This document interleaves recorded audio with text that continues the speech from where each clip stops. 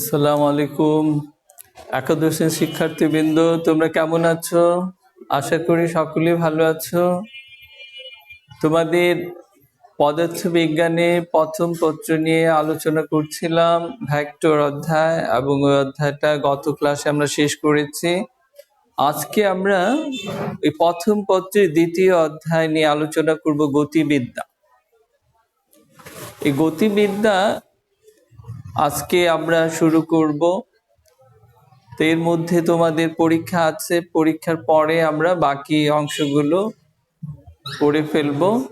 তো তোমরা ভেক্টর অধ্যায় থেকে ভালো করে পড়ে নেবে যা যা ক্লাস হয়েছে। এটা যদি ভালোভাবে ক্লাসগুলো ফলো করে তোমরা অধ্যয়ন করো, তাহলে দেখবা তোমাদের পরীক্ষা ভালো হবে। তো আজকে আমরা গতি নিয়ে আলোচনা করব, গতিবিদ্যা। সাধারণত সময়ের সাথে যদি কোন একটা বস্তুর অবস্থান পরিবর্তন করে তাকে আমরা বলবো গতি, আর সময়ের সাথে যদি অবস্থার পরিবর্তন না হয় তাকে আমরা বলবো স্থিতি। এই স্থিতি এবং গতি, এই দুইটা জিনিস আমরা আপেক্ষিক বলে থাকি, এটা পরম কিছু নয়। তার কারণ হচ্ছে আমরা যেখানে দাঁড়িয়ে আছি, কোথায়? পৃথিবীর উপরে দাঁড়িয়ে আছি, তাই না? এই পৃথিবীটা কিন্তু নিজেই গতিশীল, নিজের অক্ষপথে পৃথিবীটা ঘুরছে। তাহলে আমরা বলতে পারি না যে আমাদের গতিটা পরম, আমাদের গতিটা আপেক্ষিক। তার কারণ আমরা পৃথিবী সাপেক্ষে আমরা গতিশীল, বা পৃথিবী সাপেক্ষে আমরা স্থিতিশীল। কোন একটা সাপেক্ষে যদি আমরা গতি স্থিতি কল্পনা করি তাকে আমরা বলি আপেক্ষিক। সুতরাং গতি এবং স্থিতি উভয়ই আপেক্ষিক, পরম কিছু নয়। তো আজকে আমরা এই অধ্যায়ের প্রথম দিক দিয়ে আলোচনা করব। প্রথম দিক দিয়ে তোমাদের গতির সমীকরণ আছে, এরপরে আমরা প্রক্ষিপ্ত গতি নিয়ে আলোচনা করব এই অধ্যায়ে। আজকে আমাদের আলোচনার বিষয়টা থাকবে গতির সমীকরণ। তোমরা যদিও নবম দশম শ্রেণীতে গতির সমীকরণ পড়ে আসছো, তারপরও আমাদের এই সমীকরণটা আমাদের অনেক কাজে লাগবে এই অধ্যায়ে, এবং আমরা ক্যালকুলাস পদ্ধতিতে আমরা এই গতির সমীকরণটা প্রমাণ করার চেষ্টা করব। সাধারণত আমরা জানি গতির 4টি সমীকরণ আছে, তাই না? তো গতির প্রথম যে সমীকরণটা, তাহলে আমরা কি পড়ব? গতির সমীকরণ।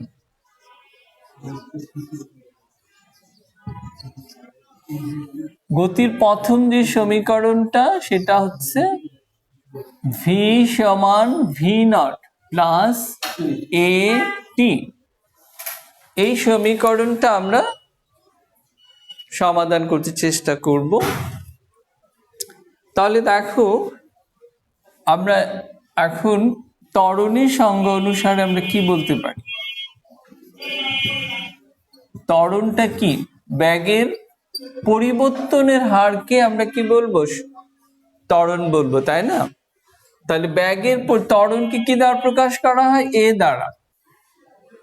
ব্যাগের পরিবর্তনের হার, তো ব্যাগের পরিবর্তনকে আমরা ডিভি দ্বারা প্রকাশ করি, সময়কে ডিটি দ্বারা প্রকাশ করি। তাহলে ত্বরণের সংজ্ঞানুসারে আমরা লিখতে পারি ডিভি ডিভাইড বাই ডিটি। ব্যাগের পরিবর্তনের হারকে আমরা ত্বরণ বলি, বা ব্যাগ বৃদ্ধির হারকে আমরা ত্বরণ বলে থাকি। এখন যদি এটাকে আমরা কোনাকুনি গুণ করে দেই তাহলে কি হবে? ডিভি সমান এ ডিটি, তাই তো? তাহলে এখন এটাকে আমরা সমাকলন করব। সমাকলন করব কত রেঞ্জের মাধ্যমে? ভি, আদি ব্যাগটা কত ছিল? ভি নট থেকে ভি, এবং সময়টা ছিল টি জিরো থেকে টি। একটা ফিগার দিয়ে তোমাদের দেখাই, কোন একটা বস্তু ধরে নেই এই অবস্থানে ছিল, এর আদি বেগ ছিল v0 এবং সময় ছিল 0। টি সময় পরে এটা ভি বেগ প্রাপ্ত হয়ে এস দূরত্ব অতিক্রম করবে। এটার অবস্থানটা যদি আমরা এক্স নট ধরি আর এটাকে যদি এক্স ধরি, এক্স নট থেকে এক্স দূরত্বে টি সময়ে ভি বেগ প্রাপ্ত হলো, এ থেকে বি বিন্দুতে চলে গেল। তাহলে আমরা কি বলবো, কোন একটা বস্তু এই অবস্থানে ছিল, ভি আদি বেগ নিয়ে টি সময়ে এস দূরত্ব অতিক্রম করে এক্স বিন্দুতে অবস্থান করলো এবং ভি বেগ প্রাপ্ত হলো। তাহলে এখন আমরা সময়টা কি বললাম, সময় বললাম 0 থেকে টি সময়ে, আর ব্যাগটা v0 থেকে ভি ব্যাগ প্রাপ্ত হলো। তাহলে এটা এখন সমাকলন করব আমরা। সমাকলনের চিহ্নটা কি এমন, তাই না? এটা ব্যাগটা কি ছিল, v0 থেকে ভি এ ডিটি, সময়টা কত ছিল ডিটি, সময়ের সাপেক্ষে যদি আমরা সমাকলন করি তাহলে সময় কত ছিল, 0 থেকে টি সময়। তো 0 থেকে টি সময়। এখন ডিবি কে সমাকলন করলে কি হয়, ডিবি কে সমাকলন করলে তোমাদের সূত্রগুলো মনে রাখতে হবে। ডিবি কে সমাকলন করলে ভি হয়, ডিএক্স কে সমাকলন করলে এক্স হয়, এগুলো তোমাদের মনে রাখতে হবে। আচ্ছা, তাহলে এখন আমরা ডিবির সমাকলনে কি পেলাম, ভি। এখন একটা থার্ড ব্র্যাকেট দিতে হবে, আপার লিমিট, এটাকে বলে আপার লিমিট, এটা হচ্ছে লোয়ার লিমিট। তাহলে আমাদের ব্যাগটা প্রাথমিক ব্যাগ ছিল v0, শেষে হয়ে গেল কি ভি। তাহলে v0 থেকে ভি আমরা সমাকলনের যে লিমিটেশনটা দিয়েছিলাম, লিমিট দিয়েছে, সেটা হচ্ছে v0 থেকে ভি, আদি বেগ v0 থেকে ভি পর্যন্ত। এরপরে আমাদের এটা হচ্ছে ধ্রুব, ডিটি কে সমাকলন করলে তাহলে কি হবে, টি হবে। এটার রেঞ্জটা কত, 0 থেকে টি। এখন যদি আমরা লিমিটের মানগুলো বসাই তাহলে আমাদের এই কাঙ্ক্ষিত সমীকরণটা পেয়ে যাব। লিমিটের মান কিভাবে বসাতে হয়, লিমিটের মান বসাতে হয় upper limit minus lower limit. তাহলে ভি এর পরিবর্তে আমরা কি লিখবো, আগে upper limit v minus lower limit minus v not a, এখানে আপার লিমিট কত, টি মাইনাস 0, আগে upper limit minus lower limit. তাহলে কি দাঁড়ালো, v minus v not a t, অতএব ভি সমান V not plus a t. তাহলে আমাদের যে কাঙ্ক্ষিত সমীকরণটা সেটা চলে আসলো। 1 নম্বর সমীকরণটা আমরা বললাম ত্বরণের সংজ্ঞানুসারে আমরা লিখলাম ব্যাগ বৃদ্ধির হার। এটাকে আমরা আবার কি করলাম, কোনাকুনি গুণ করে এটা পেলাম। এরপরে আমরা সমাকলন করব। এই সমাকলনটা একটা নির্দিষ্ট লিমিটের মধ্যে করব, সেটা হচ্ছে ব্যাগটা ছিল v0 থেকে বি আর সময়টা ছিল 0 থেকে টি। সময়টা কত ছিল, 0 থেকে টি। তাহলে আমরা লিমিট বসালাম v0 ভি 0 টি, ডিবি কে সমাকলন করলে কি হয় ভি, ডিটি কে সমাকলন করলে হয় টি। এখন থার্ড ব্র্যাকেট দিয়ে আপার এবং লোয়ার লিমিট লিখতে হবে। আপার লিমিট ছিল ভি, লোয়ার লিমিট ছিল ভি নট, এখানে আপার লিমিট ছিল টি, লোয়ার লিমিট হলো 0।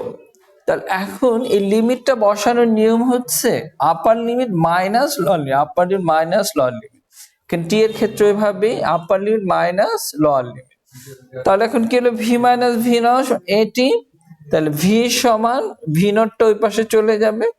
তাহলে আমরা প্রথম সমীকরণটা পেয়ে গেলাম।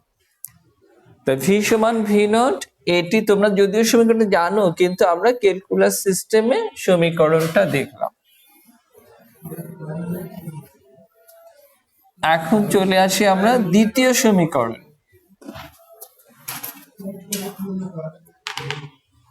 দ্বিতীয় সমীকরণটা হচ্ছে S সমান V বার টি। এটা কি? গড় বেগ। S হচ্ছে দূরত্ব, V হচ্ছে গড় বেগ, সময়। তাহলে S সমান VT, এটা আমরা কিভাবে প্রমাণ করব? আমরা জানি গড় বেগ সমান কত? গড় বেগ V বার সমান dx বাই dt। ব্যাগের সংজ্ঞানুসারে আমরা কি লিখতে পারি? একক সময়ে যে দূরত্ব অতিক্রম করে তাকে আমরা কি বলবো? গতিবেগ। তাহলে এটাকে আবার আগের মতো কোনাকুনি যদি গুণ করে দেই, কি হবে? dx v বার dt। তাহলে কোন একটা বস্তু x অবস্থান থেকে t সমান 0 সময়ে যাত্রা করে x বিন্দুতে চলে আসলো।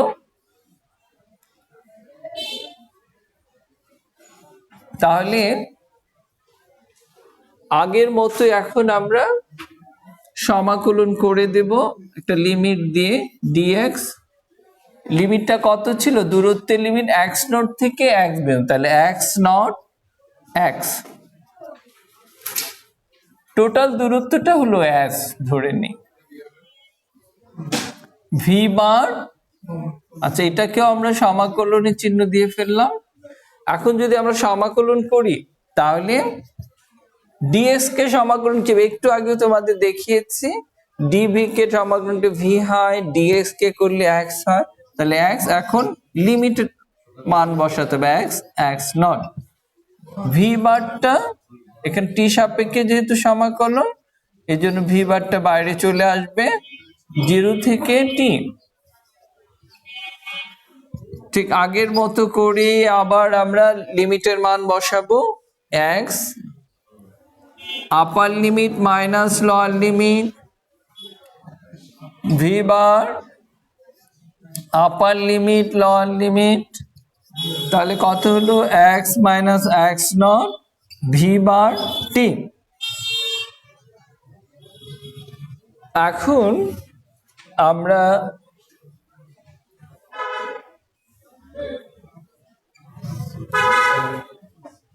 x নট থেকে x দূরত্ব কত?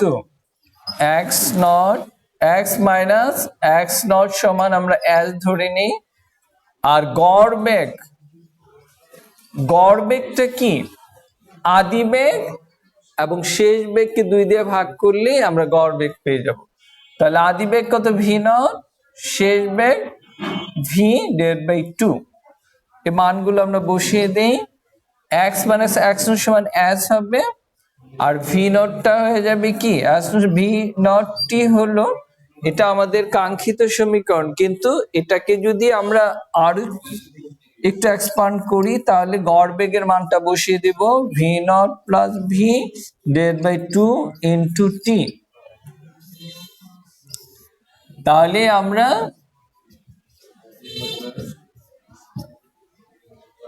দূরত্বের সমীকরণটা পেলাম, গতির দ্বিতীয় নং সমীকরণ।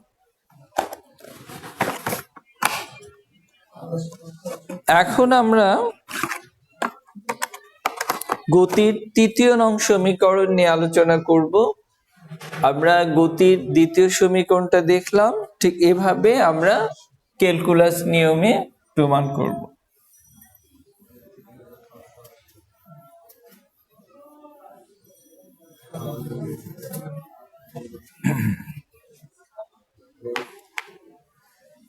এবার আমরা 3 নং সমীকরণে চলে আসি। 3 নং সমীকরণে আমরা s সমান v not t plus half a t square. এই সমীকরণটা আমরা দেখব। দূরত্ব সমীকরণ হচ্ছে ভি নট টি প্লাস হাফ এ টি স্কোয়ার। এখানে ভি নটটা হচ্ছে আদি বেগ, টিটা সময়, এটা হচ্ছে ত্বরণ, টিটা সময়, এস হচ্ছে দূরত্ব।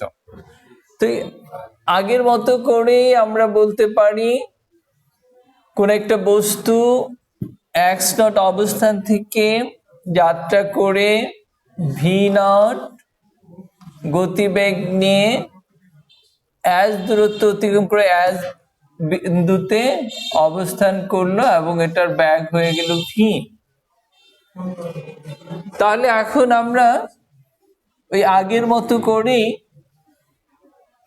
1 নং সমীকরণ থেকে আমরা কি লিখতে পারি? 1 নং সমীকরণ থেকে আমরা লিখতে পারি কি? ভি সমান ভি নট প্লাস এটি। এই সমীকরণটা আমাদের কাজে লাগবে, এই জন্য এটাকে লিখে নিলাম। এখন আবার ব্যাগের সংজ্ঞানুসারে ব্যাগের সংজ্ঞানুসারে কি লেখা যায়? ভি সমান ডিএক্স বাই ডিটি। এখন এই যে ব্যাগের যে সমীকরণটা আমরা 1 নং সমীকরণে পেয়েছিলাম, সেই মানটা এখানে বসাবো। V not plus a t d x by d t. এখন আমরা আবার ওই আগের মতো কোনাকুনি গুণ করে দেব। D x v not d t plus a t d t, তাই না? ডিএক্স এখানে নিচে কিছু নেই, তার মানে 1 আছে। ডিএক্স সমান হচ্ছে এটার সাথে এটা গুণন ভি নট ডিটি এটি ডিটি। আশা করি কোনাকুনি গুণ তোমরা বোঝো। তাহলে আমরা এখন আবার এটাকে আগের মতো করে সমাকলন করব। তো সমাকলন করতে গেলে সমাকলন চিহ্ন দিতে হবে। ডিএক্স ভি নট ডিটি এটি ডিটি,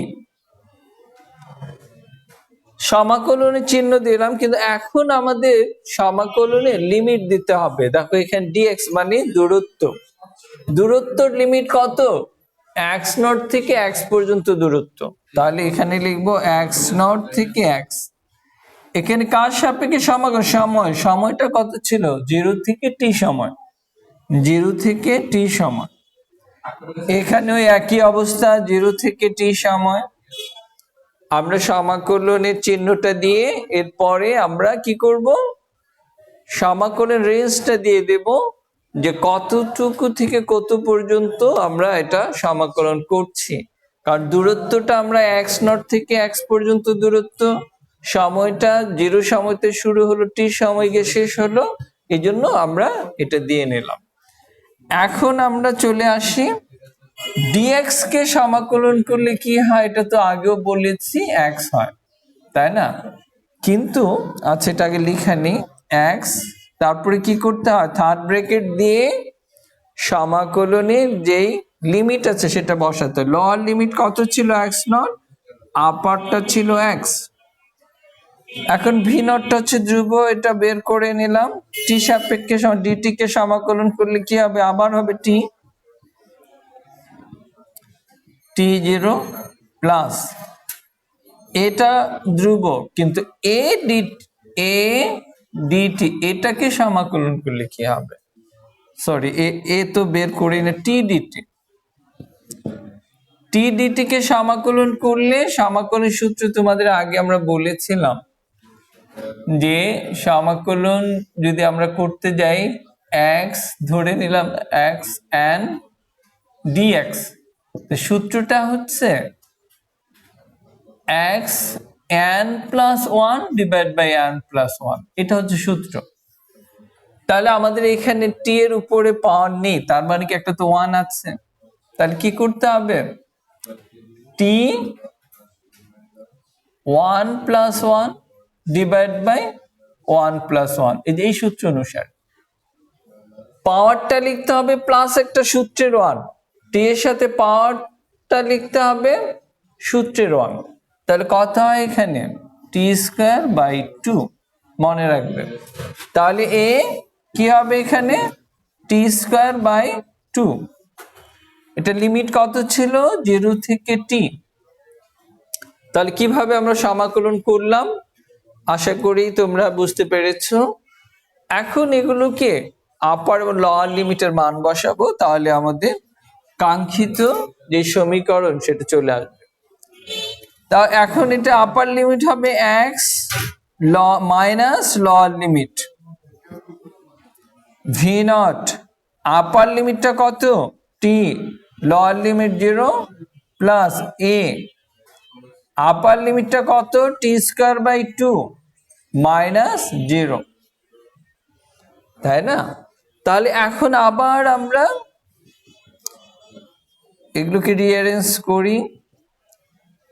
এখন যদি v0 দিয়ে t কে গুণ করি, v0 t হবে প্লাস হাফ a t², তাই না?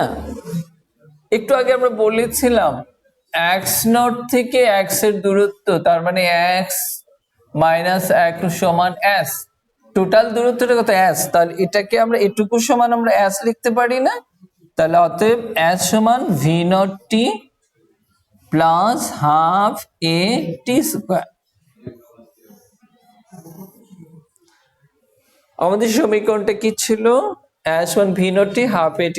তাহলে কি আমরা ক্যালকুলাস সিস্টেমে গতির তৃতীয় সমীকরণটাও আমরা প্রমাণ করলাম।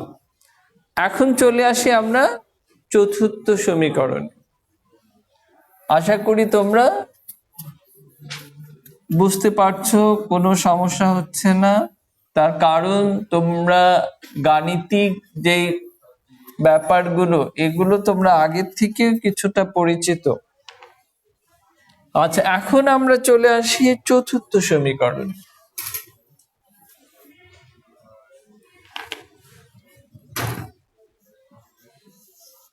চতুর্থ এবং সর্বশেষ গতির সমীকরণটা। আচ্ছা, তাহলে আমরা চতুর্থ সমীকরণটা কি জেনেছি, v² v0² প্লাস 2as।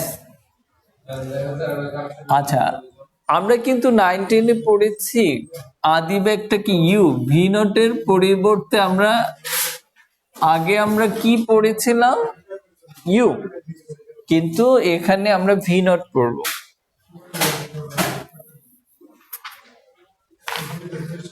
তাহলে এখন চলে আসি আমাদের মূল প্রমাণে।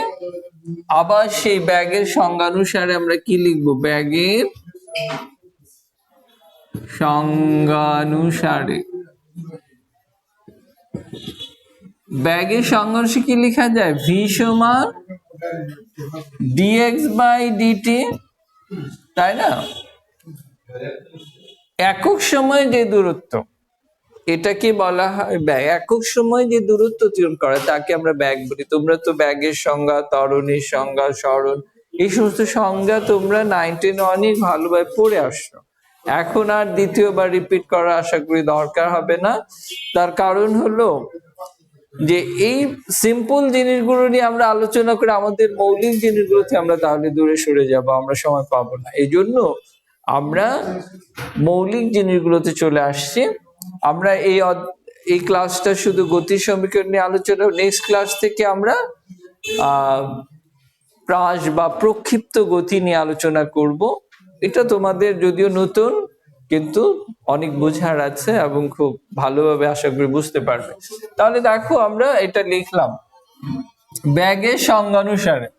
তাহলে এখন dx/dv উপরে নিচে যদি একই সংখ্যা দিয়ে আমরা গুণ করি তাহলে এই রাশিটা কোনো পরিবর্তন হয় না, তাই না? আমরা dv দিয়ে উপরে নিচে গুণ করে দিলাম, dx/dv আবার dv/dt, dx এবং dt দুইটা ঠিকই আছে, শুধু উপর নিচে dv দিয়ে আমরা গুণ করে দিলাম। তাহলে কি হলো dx/dv ডট dv/dt।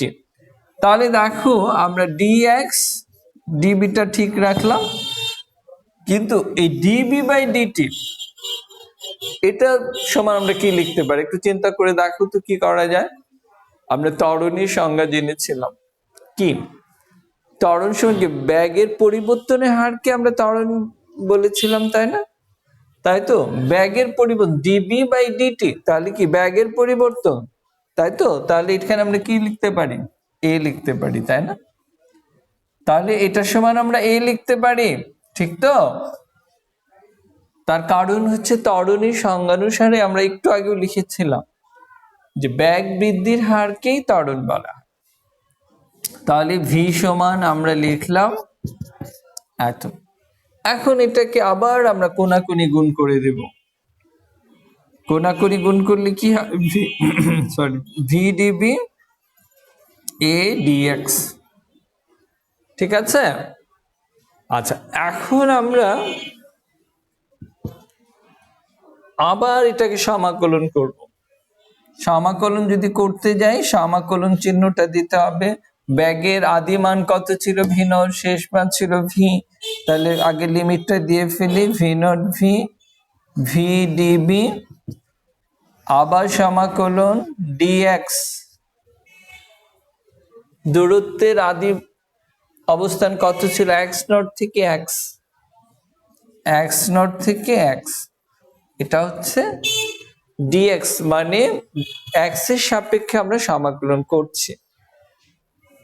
এখন আমরা চলে আসি, একটু আগেও কিন্তু আমরা দেখেছি টি ডিটি কে সমাকলন করলে আমরা কি পেয়েছিলাম, টি স্কয়ার বাই টু। ঠিক অনুরূপভাবে বি ডিবি কে করলে কত হবে, ভি ডিবি কে সমাকলন করলে ওই অনুরূপ ভাবে বি স্কয়ার বাই টু হবে, ঠিক আছে? তাহলে ভি ডিবি কে সমাকলন করলে V square by two, third bracket দিয়ে আমাদের লিমিট বসাতে হবে।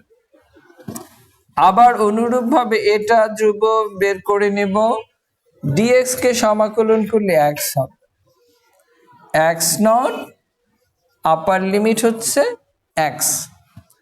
তাহলে এখন আমরা লিমিটের মান যদি বসিয়ে দিতে পারি, তাহলে আমাদের কাঙ্ক্ষিত রেজাল্ট চলে আসবে। তাহলে কি হলো, V square by two minus lower limit V naught square divide by two A x minus x naught, তাই তো, upper limit minus lower limit. আচ্ছা, এখন আমরা একটু উপরের দিকে লিখি, কারণ নিচে হয়তো দেখা যাচ্ছে না। তাহলে এখানে যদি আমরা হাফ কমন নিই, তাহলে কি হয়, v square minus v naught square equal কি হয়, a x minus x naught. এখন যদি v square minus v naught স্কয়ারটাকে পারে রাখি, এই টুটা এখানে গুণ হয়ে যায়, টু এ এক্স মাইনাস এক্স নট। তাহলে ভি স্কয়ারটা এই পাশে রেখে মাইনাস টু এর পাশে নিয়ে প্লাস হয়ে যায়, V naught square plus two এ এক্স মাইনাস এক্স নট। এর পরের লাইনে আমাদের ফিনিশিং হয়ে যাবে, V square V naught square plus two এ এক্স মাইনাস এক্স নট সমান আমরা কি বলেছিলাম, বারবারই বলেছি, এটার দূরত্বটা কত, এস, তো এটা সমান এস লেখা যায়। তাহলে আমাদের চতুর্থ যে সমীকরণ ছিল ভি স্কয়ার সমান V naught square two A S, এটা আমরা প্রমাণ করতে পারলাম। তাহলে আমরা আজকে যে সমীকরণগুলো দেখলাম, এই সমীকরণগুলো যদিও তোমরা 9-10-এ পড়ে আসছো, তারপরও এটা অনেক গুরুত্বপূর্ণ। আমাদের এই সমীকরণ প্রমাণ করতে গিয়ে যে নিয়মগুলো আমরা ফলো করছি, এই নিয়মগুলো তোমাদের জানা দরকার ছিল। তো নেক্সটে আমরা এই অধ্যায়েরই তোমাদের পরীক্ষার পরে আবার এই অধ্যায় নিয়ে ফিরে আসব, এবং সেটা হবে প্রক্ষিপ্ত গতি নিয়ে। তোমরা পরীক্ষা শেষ করে আবার বইয়ের সাথে সম্পর্ক রাখবে, বই পড়বে, তবেই তোমাদের জ্ঞান অনেক সমৃদ্ধি হবে। তাহলে আশা করব তোমরা বেশি বেশি করে বই পড়বে, ক্লাস করবে, এবং তোমাদের সামনে যে পরীক্ষা, এই পরীক্ষাটা আশা করি ভালো করে তোমরা অংশগ্রহণ করবে। তোমাদের সর্বাত্মক মঙ্গল কামনা করে আজকের মতো এখানেই ইতি টানছি। খোদা হাফিজ, তোমরা ভালো থেকো। আসসালামু আলাইকুম।